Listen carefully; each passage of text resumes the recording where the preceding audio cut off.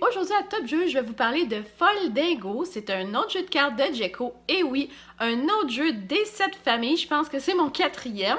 C'est pour 2 à 4 joueurs de 6 ans et plus. Je vous explique comment on joue, puis je vous dis ce que j'en pense tout à l'heure.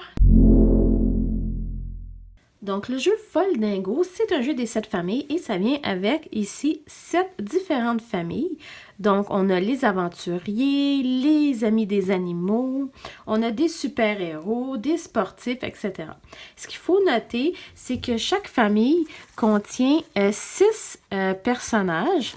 Donc, on a la petite fille, le petit garçon, la mère, le père et on a aussi les grands-parents. Donc, ce qu'on fait d'abord, on va mélanger toutes les familles ensemble et on va distribuer 7 cartes à chaque joueur. On va garder toutes les autres cartes qui vont être la pige au milieu. Et là, je regarde mes cartes et le but, c'est de créer le plus de familles complètes possible. Donc ici, j'ai des familles artistes et j'ai aussi la famille savant fou ici. Donc, j'ai le 1, le 4 et le 6. Donc, les grands-parents.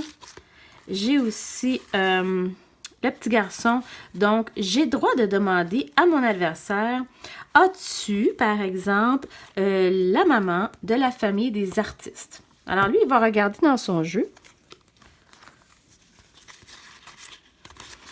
Et oui, il a la maman de la famille des artistes. Il est obligé de me le donner. Et tant que j'ai les bonnes réponses, alors moi, j'ai le droit de continuer. Alors, je vais lui demander, as-tu le papa de la famille des artistes? Il va regarder. Il n'a pas le papa, il va me dire non. Et à ce moment-là, je pige une carte.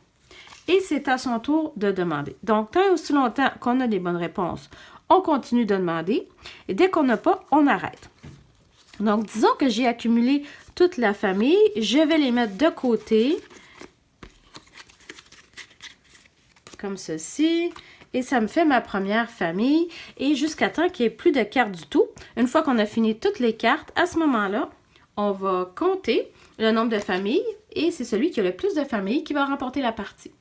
Il faut se rappeler aussi qu'on a le droit de demander que des familles que l'on possède. Donc, les artistes, les savants fous et les super-héros. Donc, si je voulais demander une famille des sportifs, je ne pourrais pas le faire. Alors, ce que je pense du jeu Foldingo, eh bien, je vais vous dire, c'est la dernière fois que je joue au jeu des 7 familles, plus capable. C'est la 4e fois que je joue à des jeux de Djeco des 7 familles. Ça a toujours bien fonctionné. Oui, encore une fois, ça fonctionne très bien. Achetez-en qu'un seul et puis vous verrez celui que vous préférez. Le fait qu'il y ait 6 personnages, donc les enfants, les parents et les grands-parents par famille, c'est sûr que c'est plus difficile pour les plus jeunes de tenir les cartes. Donc, s'il faut acheter le truc qui tient les cartes, là, ça va les aider. Ce que j'ai aimé dans ce jeu-là, c'est les thèmes, donc des artistes, des super-héros, des amis de la nature et tout ça. Donc, c'était vraiment le fun pour ça. Est-ce que le graphique est super? Pas vraiment, mais écoutez, ça dérange pas. Le jeu fonctionne très bien aussi. Pour moi, that's it, j'ai fini de jouer.